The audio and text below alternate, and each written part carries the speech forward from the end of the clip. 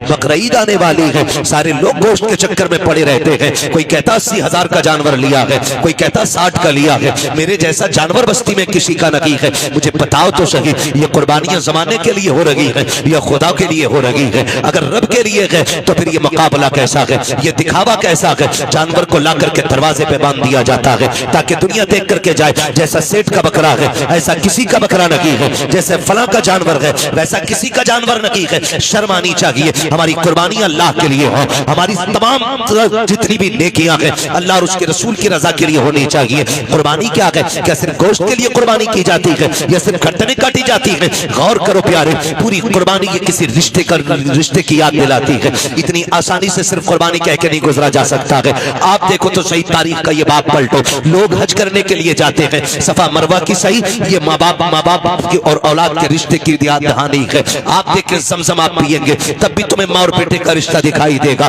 आप जाएंगे जब शैतान को कंकर मारेंगे वहां भी तुम्हें बाप बेटे का रिश्ता दिखाई देगा। जब गर्दन पे छुरी चलाते हो जानवर की, गौर से देखना वहां भी बेटे का बाप का रिश्ता नजर आएगा। ये रिश्ता कितना अजीम है रब की बारगाह में। आप गौर तो करो प्यारे, आज हम ये समझ लेते हैं क्या किया दुनिया के बाप पालते हैं, हमारे बाप ने पाला तो कौन सा बड़ा काम कर दिया। हम नादान हैं, गलत कह रहे हैं इस बात को। उनसे पूछो जिनके पास बाप का साया नहीं है, जमीन कितनी तंग नजर आती है, खुशियां कितनी महदूद हो जाती है जब सर से बाप का साया चला जाता है। खुदा की कसम अगर बाप होता है तो पता नहीं चलता जवानी कब आ गई है, और अगर बाप चला जाता है तो फिर जवानी मुश्किल से मैसर हुआ करती है। जिस उम्र में बस्ते और किताबें होनी चाहिए उस उम्र में हाथों में औजार आ जाते हैं, मैकेनिक बना दिया जाता है, होटलों के बर्तन आ जाया करते हैं। माँ बाप का न होना जिंदगी को तबाह बर्बाद कर देता है। अल्लाह ने माँ बाप कैसी दौलत दी है, नौजवानों उनकी इज्जत करना, उनकी खिदमत करना। जब तक माँ बाप होते हैं ये समझ लेना खुदा की रहमतें नाजिल होती रहती है। मैं तारीख का ये बाप पलटना चाहता हूँ। आप तारीख उठा करके देखिए, अल्लाह के खलील हजरत इब्राहिम अलैहिस्सलातु व तस्लीम, हजरत इब्राहिम की आप जिंदगी पढ़िए। आपने पूरी जिंदगी रब की बारगाह में इम्तिहानात पेश किए, क्यों ना करते? क्योंकि खलील है, अल्लाह के दोस्त हैं, कुर्बानियां पेश कर रहे हैं, इम्तिहानात की मनाजिल से गुजरते जा रहे हैं। आज जानवर कुर्बान करने की बात आती है। अभी बात बताई थी, जैसा कि कहा गया था, अभी मुफ्ती साहब ने बताया था कि जब कुर्बानी की बात आती लोग बहाना कर देते हैं, कर्जा है नहीं कर सकते, पता नहीं है चटनी नहीं चल रही है, रोटी नहीं चल रही है। और अगर कोई बेचने लग जाए अभी 1 लाख का मोबाइल खरीद लेगा, 70,000 का मोबाइल खरीद लेगा, लेकिन कुर्बानी के लिए 3500 रुपए देते हुए कलेजे फट जाया करते हैं। तुम्हें सोचना चाहिए कुर्बानी अल्लाह की बारगाह में बहुत बड़ी इबादत है। फरमाया गया कुर्बानी के दिनों में कुर्बानी से बड़ी कोई इबादत नहीं है। अगर कुर्बानी की जगह पे आप एक सोने का ढेर भी अल्लाह की राह में खर्च कर दो तब भी अल्लाह उतना राजी नहीं होता है जितना तुम्हारी कुर्बानी से अल्लाह राजी हुआ करता है। इसमें बहाने ना बनाया करें, इसमें आप हीले तलाश करके ना निकला करें। तारीख का ये बाप पलटिए, शुक्र अदा करें अल्लाह ने जानवर की कुर्बानी मांगी है। अगर बेटे की कुर्बानी मांग लेता तो अल्लाह ने अपने खलील से बेटे की कुर्बानी मांगी, हमसे मांग लेता तो बकरा देने तैयार नहीं है। बेटे के मामले में फिर क्या होता? वो करीम है, उसने इब्राहिम खलीलुल्लाह की सुन्नत को जिंदा करने के लिए हमसे जानवर की कुर्बानी मांगी, जानवर की कुर्बानी जिंदा मांगी, जानवर की कुर्बानी मांगी है। और आप इस बात पे भी गौर करें, इस बात पे भी गौर करें, अगर आप मुसलमान हैं तो आपको आजमाया जाएगा। कहते यार मुसलमान और हम पे मुसीबतें आ रही हैं। हाँ हाँ, आप मुसलमान हैं तो आप ही को आजमाया जाएगा। वो कहा था किसी ने शहादत गए उल्फत में कदम रखना है। लोग आसान समझते हैं मुसलमान होना, जब आपने कहा है ना ला इलाहा इल्लल्लाह तो फिर अब इम्तिहान से भी गुजरना पड़ेगा, आपको इम्तिहान देना पड़ेगा। और आप ही नहीं, सबने इम्तिहान दिए। मेरे नबी फरमाते सबसे ज्यादा मुझे आजमाया गया है, सबसे बड़े बड़े इम्तिहानात मेरे रहे, मेरे महबूब के सबसे बड़े इम्तिहानात रहे। लेकिन हुजूर ने इम्तिहानों में क्या किया? तारीख गवाह है, किसी ने पत्थर मारे मेरे हुजूर ने बदले में पत्थर नहीं मारा, किसी ने सितम किए तो हुजूर ने बद्दुआ नहीं की। मक्के से निकाले गए लेकिन हुजूर ने कभी बद्दुआ के लिए हाथ नहीं उठाए, यहां तक कि ताइफ में पत्थर लगे हुजूर के हाथ उठ गए। हाल क्या था? जूतियां खून से भरी हैं, बदन कपड़े खून से शराब हो रहे हैं, चेहरे से खून बह रहा है, लेकिन हाथ उठे तो यही कहा था मालिक इन्हें अजाब न देना, इन्हें बख्श दे, मालिक इन्हीं की नस्ल से दीन के अलमबरदार पैदा फरमा दे। ये हमारे हौसले हैं, ये हमारे मामलात हैं, जरा से इम्तिहान आता जाए लोग को कलेजे फट जाते हैं। हम मुसलमान हैं, हम पे ये सितम हो रहा है, हम मुसलमान हैं, हम सताए जा रहे हैं, कहाँ है अल्लाह की मदद नहीं आती, कब आएगी अल्लाह की मदद। ओ भाई इम्तिहान की घड़ियां हैं, इनको जरा संभल के पार करना है। जो इम्तिहान में पार हो जाता है, इम्तिहान पास कर जाता है, समझ लेना दुनिया भी कामयाब है, आखिरत भी कामयाब है। कैसे कैसे आजमाया जाता है, यही अल्लाह के खलील है। आपको कैसे आजमाया गया, जंगल में रखा गया, अल्लाह के खलील ने सब्र किया, फिर क्या किया गया, लोगों ने बहुत सताया, परेशान किया, आपने पुत तोड़े, लोग दुश्मनी पे आमादा हो गए, यहाँ तक के नारे नमरूद को तैयार किया गया। आग इतनी तेज थी कि परिंदा कोई ऊपर से गुजरता तो वो गिर जाया करता था और मर जाता था उसकी तपिश से। अल्लाह अकबर, तारीख का ये बाब पलटते चले और देखते चले। जब उसी नमरूद की आग में डालने की बारी आई, हजरत जिब्रील अमीन ने आके कहा था, इब्राहिम रब के खलील हो, मैं रब की बारगाह तक जाता हूँ, अगर कोई जरूरत हो तो बताएं। आप मंजनीक के अंदर रखे हुए हैं, ये नहीं कहा था जिब्रील देखो सामने आग है, मैं मंजनीक में हूँ, कहा था कि मैं जानता हूँ, मेरा रब भी जानता है, मुझे कोई जरूरत नहीं है। कहा फिर अपने रब ही से कह दो। कहा जो सब जानता है उससे कहने की जरूरत क्या है, जिसमें वो राजी है उसमें मैं राजी हूँ, ये कह के आप राजी हो गए। जब नारे नमरूद में डाला गया, अल्लाह ने आग को ठंडा होने का हुक्म दिया, आग ठंडी और सलामती वाली हुई, आप नारे नमरूद में रखे, बाहर तशरीफ लेकर के आए। उसके बाद फिर आप हजरत सारा के साथ अपना वतन छोड़ देते हैं। बहुत लंबा वाकया है, बादशाह ने पकड़ा। फिर उसके बाद बदले में आपको हजरत हाजरा भी तोहफे में पेश की गई। हजरत हाजरा से आपने निकाह किया। जब कोई औलाद न थी, अल्लाह ने हजरत हाजरा से एक बेटा अता फरमाया। जब एक बेटा पैदा हुआ, आपकी मोहब्बत ज्यादा हो गई, फरिश्ते बातें करने लगे, मालिक ये तेरा खलील है, तेरा दोस्त है, लेकिन अपने बेटे से बहुत ज्यादा प्यार करता है। रब ने फरमाया इब्राहिम का जी रब जलील का बेटे को अपने आप से दूर कर दो। कहा क्या करना है मालिक, का ऐसी वादी में छोड़ के आओ जहां पे कोई आबादी ना हो। हजरत इब्राहिम खलीलुल्लाह ने बेटे को लिया, आज वहां लेकर के आए जहां आज काबा मौजूद है, उस जमीन पे बीवी बच्चे को लेकर के आए। तारीख का ये बाप बड़े सुनहरे अल्फाज में लिखा हुआ है, बहुत गौर से सुनना प्यारे, और जाकर के बहन बेटियों को भी ये बाप सुनाना। हजरत इब्राहिम खलीलुल्लाह जब उस जंगल में आए जहां पे दरख्त का साया तक नहीं था, हरियाली तक नहीं थी, काले पत्थरों की पहाड़ियां है, दूर दराज तक कोई नहीं है, अल्लाह के खलील ने बीवी बच्चे को जब छोड़ा है और छोड़ के जाने लगे हैं, हजरत हाजरा ने दामन पकड़ा, साथ चलने लगी है। मुअर्रिखीन ने लिखा है 3 मील तक दामन पकड़ के हजरत हाजरा चली है और ये पूछती जा रही थी, अल्लाह के खलील बताते तो जाओ, क्यों छोड़ के जा रहे हो, कोई खता हो गई है, बताओ तो सही, क्यों छोड़ के जा रहे हो, क्या बात है, अपनी मर्जी से छोड़ के जा रहे हो या रब के कहने से छोड़ के जा रहे हो। ये हजरत हाजरा कहते कहते 3 मील तक दौड़ी है। तारीख गवाह है, खुदा की कसम, एक जुमला भी हजरत हाजरा ने नाशुक्री का नहीं कहा था। आज शौहर अगर बीवी के पसंद के कपड़े न लाता है तो फिर बीवियां बिगड़ जाया करती है, कहती तुम्हारे घर में सुकून नहीं मिला है, जब से तुम्हारे घर में आई हो मुझे मिला कि क्या है, इस तरह के ताने दिया करती है। ए मेरी बेटी मेरी बहन कान खोल के सुन लेना, तेरी जन्नत तेरे शौहर के कदमों में रखी गई है। तू लाख सजदे कर ले, लाख नवाफिल पढ़ ले, अगर तेरा शौहर तुझसे नाराज है तो खैरियत नहीं है। अगर तेरा शौहर 2 पैसे की चीज लेके आता है, उससे चेहरा बिगाड़ के बात ना कर, उसका मुस्कुरा के इस्तेमाल करना। तू नहीं जानती है कि तेरे शौक तो इतने हैं कि शौहर की कमाई उतनी नहीं है, लंबी लंबी लिस्टें बना के दी जाती हैं, मुझे 7,000 का जोड़ा चाहिए, 8,000 का जोड़ा चाहिए। मेरी बहन तो कनीज़े फातिमा ज़हरा है, तेरे लिए जन्नत में महल्लात तैयार किए गए हैं, जन्नत में जन्नती लिबास तेरे लिए है, फकत इतना करना है तुझे अपने शौहर की रजा में राजी रहना है। तू कौन है, तेरी औकात क्या है, ना तू वली की बेटी है, ना तू नबी की बेटी है, ना तू नबी की बीवी है, ना तू वली की बीवी है। तारीख का ये बाप पलट के तो देखो, हजरत हाजरा को अल्लाह का खलील छोड़ के जा रहा है,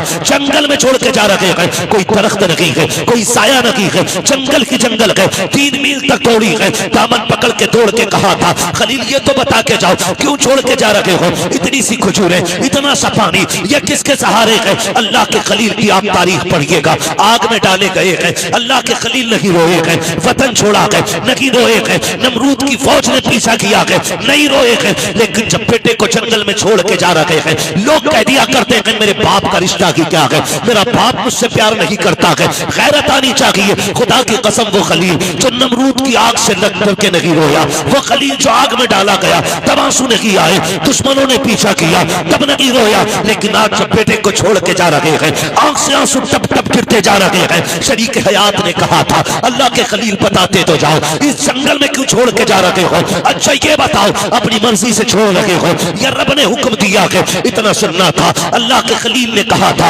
हाजरा प्यारी सौजा बता तो सके, अगर रब ने किसी को ऐसा बेटा दिया हो और वो भी कोई शुरू उम्र का ना हो, 70 साल की उम्र में मिला हो, और यूं ही नहीं जिसको दुआओं में मांगा हो, सजदों में रो के मांगा हो, तब जाके इस्माइल सा बेटा मिला हो, क्या ऐसे बेटे को कोई जंगल में छोड़ जाएगा, अपनी मर्जी से छोड़ के जाएगा? कहा हाजरा, ये अपनी मर्जी से छोड़ के नहीं जा रहा हूं, बल्कि अपने रब के कहने से छोड़ के जा रहा हूं। हजरत हाजरा ने इतना सुना, तवक्कुल अल्लाह देखिए, अल्लाह पे भरोसा देखिए, इतना सुनना था, दामन छोड़ा, मुस्कुरा के कहती है, खलील पे ठहरो, ये पानी भी ले जाओ, खजूरें भी ले जाओ। कहा क्या करोगी? कहा जिस रब की मर्जी से छोड़ के जा रहे हो, वही रब खाना भी दे देगा, पानी भी दे देगा। इसे तवक्कुल अल्लाह कहते हैं। क्या बात है। नारे तकबीर, नारे रिसालत, मसलके आला हजरत खतीब अहले सुन्नत मुफ्ती हम्माद रजा मुरादाबादी, नारे तकबीर। ये रिश्ता होता है माँ बाप का, इसे समझने की कोशिश करें। जो खलील नारे नमरूद से न रोया, वो बेटे की जुदाई पे रो दिया, वो बेटे को छोड़ते वक्त रो दिया। सोच तो सही, कैसे कह देते हो मेरा बाप प्यार नहीं करता? खुदा की कसम खा के कहता हूं, मंडी चले जाओ, मार्केट चले जाओ, जितने मजदूर थैले हाथ में लेके खड़े होते हैं ना, उनसे पूछना इस उम्र में क्या जरूरत थी इतनी गर्मी में काम करने की? सिर्फ यही कहेगा, बच्चों का पेट है, बच्चों के लिए आया हूं। बच्चों की जरूरतें माँ बाप को मौत तक ले जाती है, और औलाद कहती है क्या किया है मेरे बाप ने, क्या किया है मेरे बाप ने? खुदा की कसम, अगर तेरे हलक में हराम का लुकमा नहीं जाने दिया है, तो सबसे बड़ा एहसान किया है तेरे बाप ने, बहुत बड़ा एहसान किया। और मैं ज्यादातर नौजवान बेटे आपसे गुजारिश कर जाऊं, आप ही के रामपुर से एक दिन फोन आया, कहा गया कि मौलाना हमारे अब्बा को समझाइए। मैंने कहा बात क्या? उसने कहा रिश्ते नहीं हो रहे हमारे। मैंने कहा वजह? उसने कहा वजह यह है कि जो भी रिश्ता करने आता है वो ये पूछता है कि तुम्हारा बाप क्या करता है, या मेरे बाप से पूछता आप क्या करते। तो जब वो कहते हम रिक्शा चलाते, तो रिश्ते करने वाले लौट के चले जाते। तो उसने कहा हमें गैरत आ रही है, हमारा बाप रिक्शा चला रहा है। मैंने कहा ठंडे दिमाग से सोच, शाम को तेरा बाप आता है तो कपड़े पसीने में भीगे होंगे। कहा हाँ। तो मैंने कहा उसके तलवे चूमा कर, वो पसीना बहा के कमा के लाता है, किसी का खून बहा के कमा के नहीं लाता है। हमारी दुनिया को हो क्या गया है? हमें करोड़पति चाहिए, चाहे दलाल हो, रिश्वतखोर हो, ब्याज लेने वाला हो, हराम की दौलत इकट्ठे करने वाला हो। ये चार चांद कब तक? जब तक मौत नहीं आ रही। जिस दिन मरोगे तो याद रखना, गरीब की भी कब्र वही बनती है जहां अमीर की बनती है। फिर इतराना किस बात पर है? नौजवानों, अपने मजदूर बाप की इज्जत करना, मजदूर बाप की इज्जत करना। उसने कम से कम तुम्हें हलाल के लुक़्मे खिलाए। फरमाया गया जो हराम के लुक़्मे खा के पड़ेगा जिस्म, वो जहन्नम का ईंधन बनाया जाएगा। क्या यह एहसान नहीं किया बाप ने कि ईंटें ढोता रहा, रक्शे चलाता रहा, बोझ उठाता रहा, लेकिन किसी के आंसू बहा के पैसा नहीं लाया, किसी का हक मार के पैसा नहीं लाया, किसी को सता के पैसा नहीं लाया। तुझे क्या पता है? लोग कहते मजदूर के घर बेटी नहीं देनी है। मैं कहता हूं अगर बेटी देनी है तो मजदूर के घर दे। खुदा की कसम, तेरी बेटी को जो इज्जत मजदूर के घर मिल सकती है, वो दुनिया के दौलतदार के घर नहीं मिलेगी। किसी रिश्वतखोर या प्याजुए के घर जाकर के तेरी बेटी को वो इज्जत नहीं मिलेगी जो एक मजदूर के घर तेरी बेटी को इज्जत और सुकून मिल सकता है।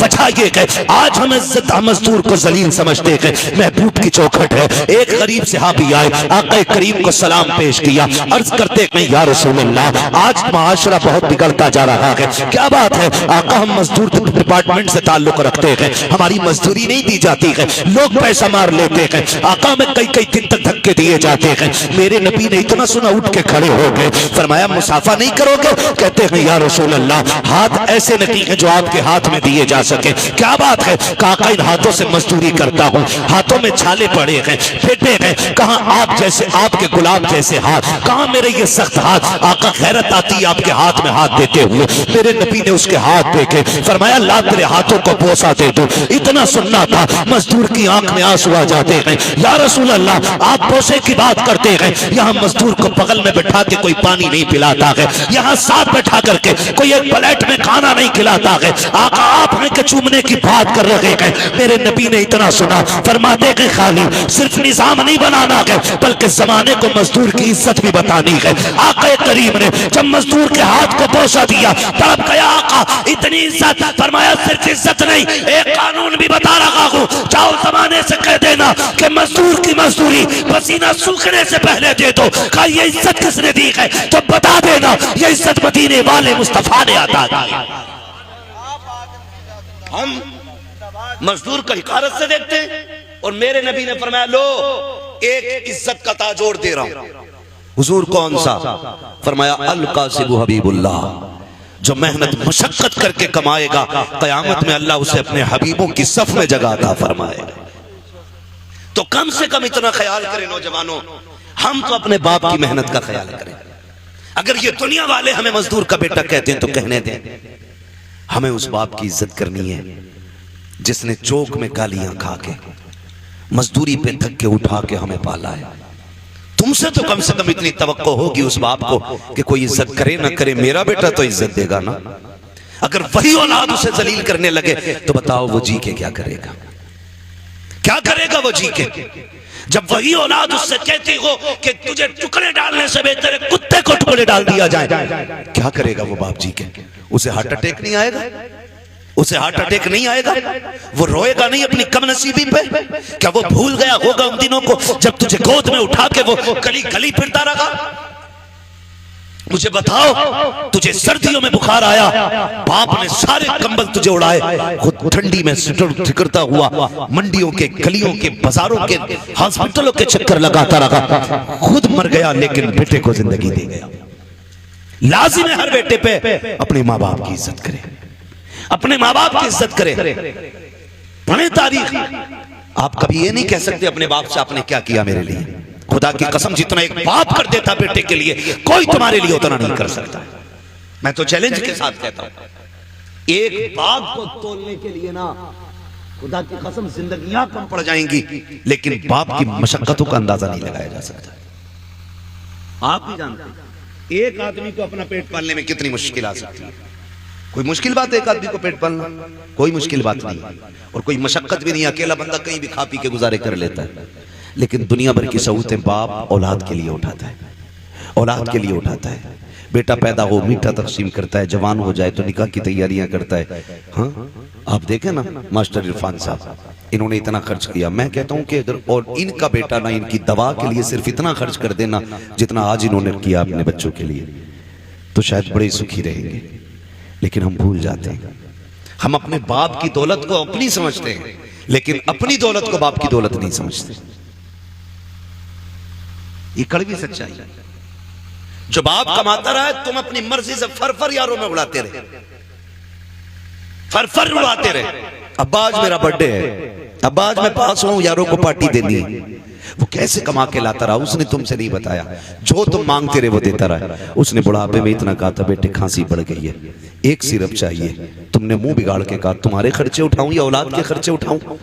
लोग कहते हैं बाप उस दिन मरा जिस दिन सांसें रुकी। मैं कहता हूं नहीं, ये तो उस दिन मर गया था जिस दिन बेटे ने हाथ रोक लिया था, उसी दिन बाप मर गया था। खुदारा बदलो अपने आप को, अपने बाप की इज्जत किया करो। और दुनिया में तुम्हारे बाप को कोई इज्जत नहीं देता, तुम इज्जत दे के बताओ कि तू किसी की नजर में जलील होगा, लेकिन मेरी नजर में तेरी इज्जत एक बादशाह से ज्यादा है। ये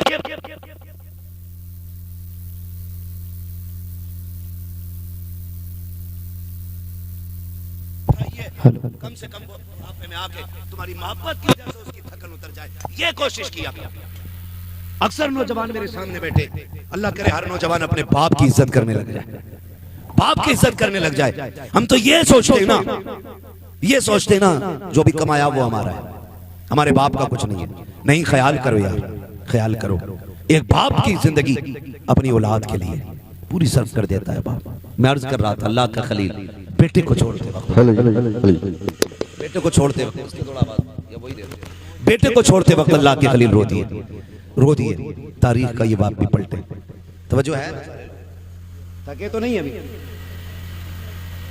अगर नहीं थके तो बोले जरा या रसूल अल्लाह। हमारे अलीम भाई बता रहे थे कि ये बड़े सुस्त लोग बैठे। और नकीब साहब भी फरमा रहे थे हल्के में मत लेना। अल्लाह सलामत रखे। मैं आपसे ये भी नहीं कहूंगा कि आप हाथ उठा के सुभान अल्लाह को या उठ के सुभान अल्लाह को। मैं कहता हूं जो मैं बात कह रहा हूं इसे दिल पे लिख के ले जाना। अगर आज के बाद एक बाप को भी इज्जत मिल गई ना तो मैं समझूंगा हम सबका यहां आना कामयाब हो गया, आपका बुलाना कामयाब हो गया। बस यही कोशिश रहती है। मेरी तकरीर तबे यार को बेचैन करती है, सबब क्या है वही कहता हूं जो दिल पर गुजरती है। मुझे बहुत दूर से बुलाया है, मैं बजाय तो मुरादाबाद का हूं, और लेकिन पूछा मुफ्ती साहब कबिला से, अपने भी घर आना पड़ता तो जहाज से आना पड़ता। हाँ, बिना फ्लाइट के अपना घर भी मैसर नहीं होता है। अल्लाह ने ये ड्यूटी लगा रखी है, जब तक वो चाहेगा ये नौकरी अंजाम देते रहेंगे। मगर आपसे इतनी गुजारिश है, इतनी मेहनत से हमारे इरफान भाई ने ये महफिल सजाई है, ये कोशिशें की हैं, आपके बैठने का इंतजाम किया है, सिर्फ इसलिए किया था कि हमारी बस्ती वालों तक दीन की कुछ बातें पहुंच जाए, दीन की कुछ बातें पहुंच जाएं। अल्लाह करे आज के बाद किसी बाप को इज्जत मिल जाए, कोई मां मुस्कुराने लग जाए, खुदा की कसम फिर समझ लेना इनका ये जो सारी कोशिशें करना है अल्लाह की बारगाह में मकबूल हो गया। अल्लाह के खलील तो छोड़ के आ गए, हजरत हाजरा ने बेटे को लिया, पलट के उसी जगह पे आई जहां छोड़ के गए थे। पहली शाम आई, जब शाम आई तो दरिंदे जानवर बाहर निकल के पहाड़ियों से आए, बाहर निकल के आए पहाड़ियों से और चीखने लगे। जब बोलने लगे, हजरत हाजरा की गोद में हजरत इस्माइल है, आपने ना एक खारदार लकड़ी तोड़ी दरख्त से, किसी पेड़ की कोई शाख तोड़ी और उसको आसमान में घुमाया। फिर आपने जानवरों को मुखातब करके कहा, खबरदार शर्म नहीं आती है, देख नहीं रहे हो किस पे भौंक रहे हो? मैं एक नबी की माँ हूं, एक नबी की बीवी हूं, मेरी गोद में जो लाल है कोई आम बेटा नहीं, मेरी गोद में रब का इस्माइल लेटा हुआ है, रब का इस्माइल लेटा हुआ है। का खबरदार भौंकने की जरूरत ना करना, हम पे भौंकने का मतलब है नबी की इज्जत पे भौंकना। इतना कहा सारे जानवर पलट के चले गए, सारे चले गए। फिर वो पानी, वो खजूरें, वो सत्तू, वो क्या सब कुछ जो भी दिया था कब तक चलना था, सारा ही खत्म हो गया। जो भी ज्यादा जो भी खाने पीने का सामान था खत्म हो गया। लेकिन माँ होती है। फिर वो वक्त भी आया कि माँ के सीने का दूध भी खुश्क हो गया। फिर जब बेटे ने सूखी जबान होठों पे फेरी तो माँ से देखा ना गया। तारीख गवाह है, हज करने के लिए जाओ, हुक्म होता है सफा मरवा की सही करो। मालिक ये क्या है? कहा यहाँ मेरी हाजरा दौड़ी थी। फिर क्या करना है? कहा जब तक दौड़ेगा नहीं तेरा हज पूरा नहीं होना है, तुझे दौड़ना जरूरी है। मालिक क्यों दौड़ाया गया? कहा जब जब यहाँ आके तुम दौड़ोगे ना तो तुम्हें माँ और बेटे की मोहब्बत का एहसास हो जाएगा। एक माँ ने बेटे की मोहब्बत में कितने चक्कर लगाए हैं? 7 चक्कर लगाए। माँ तो माँ होती है। बेटे को लेटाया जमीन पे, आपने एक पत्थर इधर से रखा, एक इधर से रखा, एक पत्थर ऊपर से रखा, 3 पत्थरों से बेटे का थोड़ा सा धूप का साया किया। उसके बाद दौड़ लगाई है पानी की तलाश में। आप दौड़ करके पहाड़ के सिरे पे चढ़ी है, चारों तरफ देखा पानी नजर नहीं आया। फिर ख्याल आया मेरे बेटे को कोई जानवर ना ले जाए। फिर पलट के वापस आई है, फिर बेटे की खुशकी देखी है, फिर दौड़ लगाई है। बाज मर्रिखीन ने यहाँ तक लिखा है कि 7वें चक्कर पे हजरत हाजरा गिर जाती है। अल्लाह अकबर जब गिरी है, इधर हजरत इस्माइल ने एड़ियां रगड़ी है। जब एड़ियां रगड़ी, रब ने फरमाया जिब्रील जी रब्बे जलील जल्दी कर दौड़ के जा करके मेरे इस्माइल की एड़ियों की जगह से चश्मा जारी करके। तारीख गवाह है हजरत हाजरा ने खुद को संभाला और दौड़ कर के आई। क्या देखती है? जहां बेटे के पैर लग रहे थे वहां से पानी का चश्मा जारी हो गया है, चश्मा जारी हो गया है। आज दुआ के लिए तुम मियाओं के चक्कर लगाते हो, खानकाहों में डूब जाते हो। जिससे दुआ लेनी थी तुमने उससे दुआ नहीं दी। अगर तकदीर बिगड़ रही है, बरकत नहीं हो रही है, जाके माँ से दुआ ले ले। खुदा की कसम जिसकी कहीं नहीं सुनी जाती है उसकी माँ की चौखट को सुन ली जाती है। नारे तकबीर, नारे रिसालत, मसलके आला हजरत मुफ्ती हम्माद रजा मुरादाबादी सभी अख्तर रामपुरी। नारे तकबीर। मुफ्ती साहब फरमा रहे हैं भाई ये लोग सुन रहे हैं, तो मैं तो ये समझता हूं कि अगर दिल हुजूर से लग जाए तो फिर महफिलों से लोग उठा नहीं करते। वाह वाह वाह, बहुत। हाँ, और अगर महफिल में दिल लगने लग जाए तो समझें कि हुजूर की नजर करम हो गई है, हुजूर की नजर करम हो गई है। हुजूर आपकी तरफ नजर करम फरमा चुके हैं। बस मैं आपसे इतनी गुजारिश करूंगा, फरमाएगा या अय्युहल्लज़ीना आमनू उदखुलू फिस्सिल्मी काफ़ा, ए ईमान वालों पूरे पूरे इस्लाम में दाखिल हो जाओ, पूरे पूरे दाखिल हो जाओ। अल्लाह तौफीक दे, कुर्बानी आ रही है। तो सारे लोग कोशिश करें, कुर्बानी करें, जिन पर वाजिब है करेंगे इंशाल्लाह, जिन पर वाजिब है करेंगे इंशाल्लाह। उम्मीद है जितने नौजवान बैठे हैं, जो भी साहिब निसाब होंगे इंशाल्लाह वो कुर्बानी जरूर करेंगे।